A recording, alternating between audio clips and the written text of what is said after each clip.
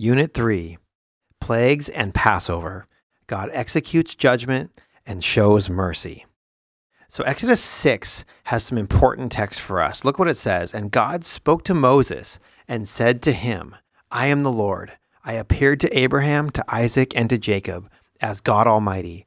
But by my name, Lord, or Yahweh, I was not known to them. I have also established my covenant with them, to give them the land of Canaan, the land of their pilgrimage, in which they were strangers.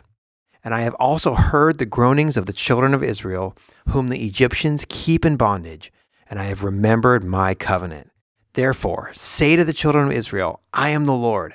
I will bring you out from under the burdens of the Egyptians. I will rescue you from their bondage, and I will redeem you with an outstretched arm and with great judgments.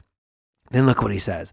I will take you as my people, and I will be your God. Then you shall know that I am the Lord your God, who brings you out from under the burdens of the Egyptians. And I will bring you into the land which I swore to give to Abraham, Isaac, and Jacob. And I will give it to you as a heritage. I am the Lord. So imagine hearing that. This is Moses hearing the Abrahamic covenant again, repeated to him, and now in the context of the deliverance of the people out of the land of Egypt. So Moses spoke this to the children of Israel, but they didn't heed Moses because of the anguish of spirit and cruel bondage. They just couldn't believe that what Moses was telling them from God was true. And now we get into the plagues, basically, because now God is going to assault Egypt, partially in response to Pharaoh's hardness of heart, and also because of God's plan to deliver the people. He tells Moses to go before Pharaoh repeatedly and ask for release of the people. We read this in Exodus chapters 5 and 6. So he goes before Pharaoh, yet Pharaoh will not release them. And then God assaults Egypt through 10 plagues. And these plagues are interesting. They're actually kind of weird as we read back on it.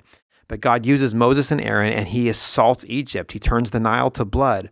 And it rains frogs. There's gnats and flies and pestilence. And I mean, it's weird stuff. And you kind of read it and you're like, what is going on here?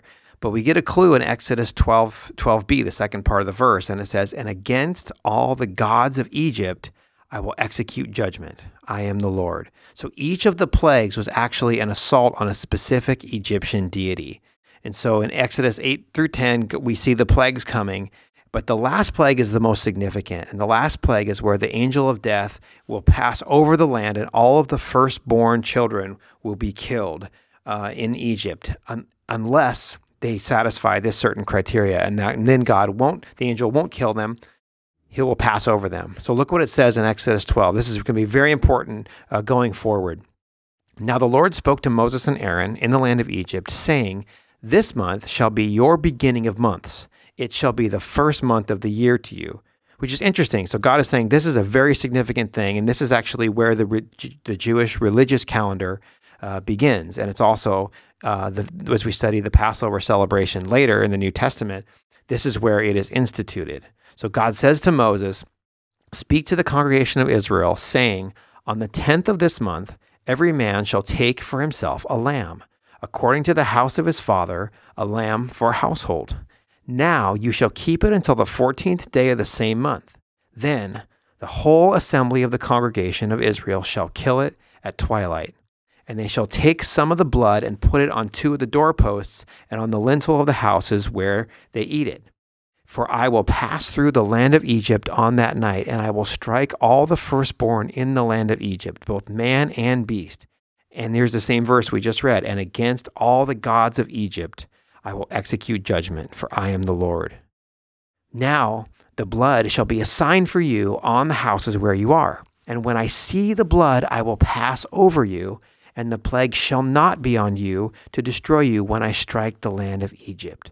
So this is where God institutes the Passover, later celebrated as the Passover ritual, but this is the moment to where God offers mercy to those who take the lamb and who put the blood over the doorpost. And there's obviously many echoes from the future here with the Passover and with Jesus and with being passed over from judgment. But in here we see that this is a very, very important event. And now after that has happened, that the The firstborn have been killed, and the people have been spared. Now we get to see God show forth his great power and his unflinching faithfulness to his covenant with Israel by bringing them out of the bondage of Egypt by a very important event that we call the Exodus. And so in Unit 4, we are going to look at the Exodus. God delivers his people out of Egypt.